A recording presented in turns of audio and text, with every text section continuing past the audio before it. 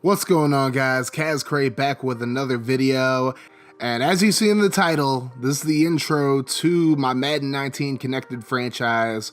And as you can see, obviously, from the title and from the video, the team I've selected is the Washington Redskins. Of course, the Redskins coming off a very disappointing 7-9 season, and they also had a few key departures as well in quarterback Kirk Cousins and defensive backs Kendall Fuller, Bashad Breeland, and D'Angelo Hall. But they did have a few key additions, and we're going to start the player previews with one of their biggest additions, probably their biggest addition, quarterback Alex Smith, who's coming off an amazing season with the Kansas City Chiefs last season. Now with this franchise, as far as quarterback goes, I'm kind of in the same boat as I was last year, only the difference is I have a more established quarterback than Colin Kaepernick or Josh McCown or whatever I had last season. Alex Smith is a pretty damn good quarterback who could last me a few seasons, so I could draft a quarterback and just have him back up Smith for a few years, but Alex Smith is pretty dependable for the most part, and he'll be my starter day one. And then at running back, we have three different running backs that we can choose as starters, the first of which is Chris Thompson out of Florida State. And because he's a Florida State guy, I might automatically just pick him because I'm a Florida State fan, for those of you who don't know. But Thompson, out of these three backs, is the most versatile. He's more of a receiving back, more of an elusive back. As you see, his speed and acceleration is pretty high. 91 speed, 94 acceleration, 91 agility. So he could definitely be a third down back or an outright starter. But then we're going to look at the other two running backs we have on the team. We have Darius Geist, a rookie out of LSU. He was kind of the change of pace back with Leonard Fournette about 2 years ago before he took the starting job last year. But Geist is more of a power back. He does have a little speed to him, 91 acceleration, 93 agility, so he can scoot a little bit. The problem is he's more of a liability in the receiving game than Thompson is. Obviously, Thompson specializes as a receiving back, but Geist, only 61 catching, so he's not very impressive, but he could definitely get some short yardage carries for me. But then another power back we have is Samaje Perine, of course, the fourth round pick from last season's draft.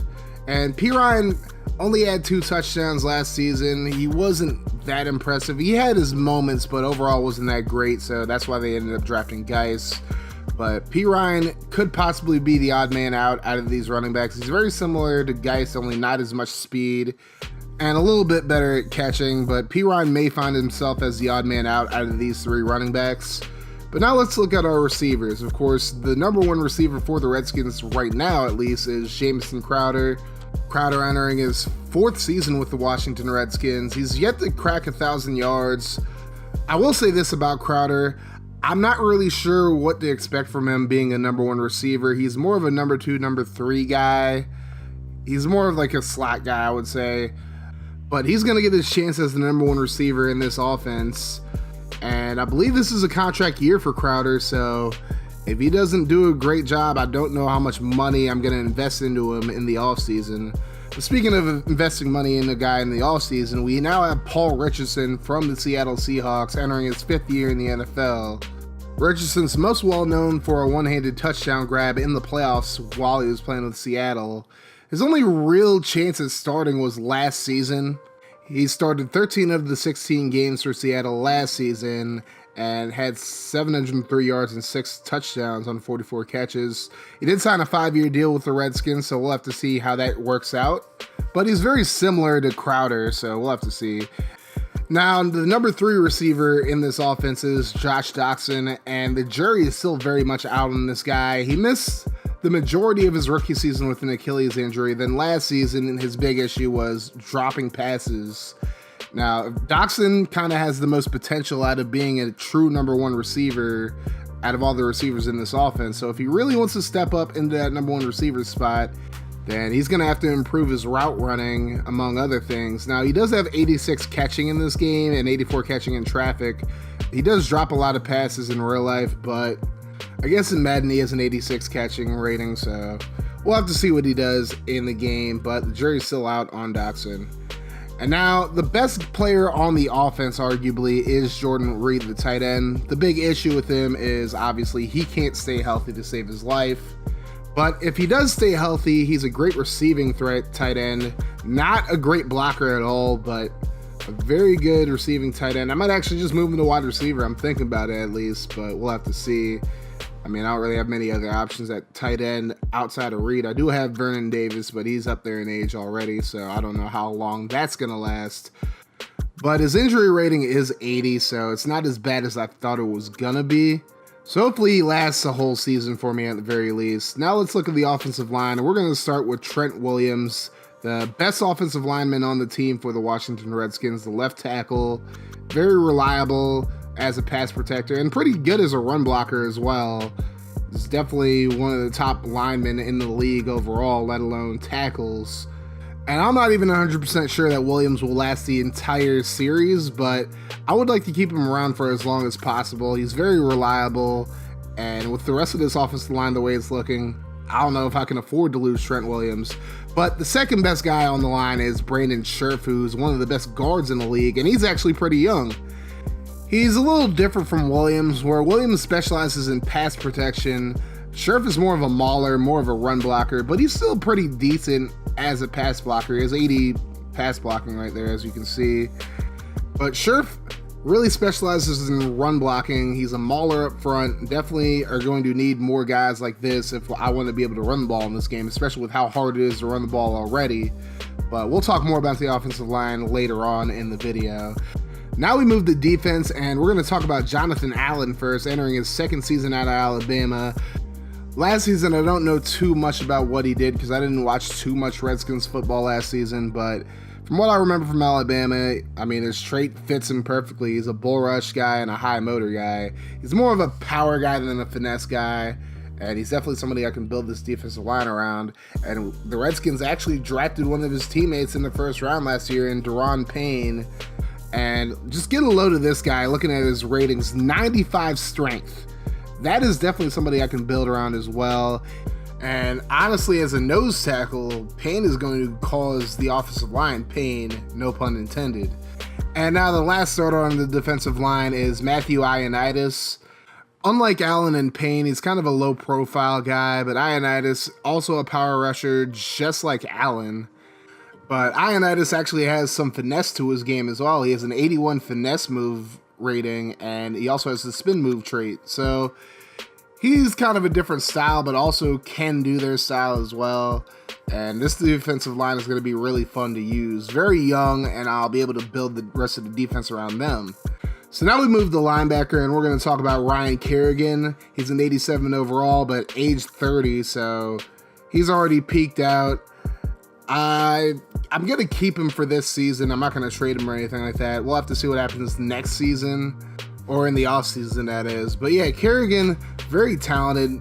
He's been a very underrated linebacker his entire career for the most part. And he actually had 13 sacks last season, so he hasn't really lost his step or anything like that.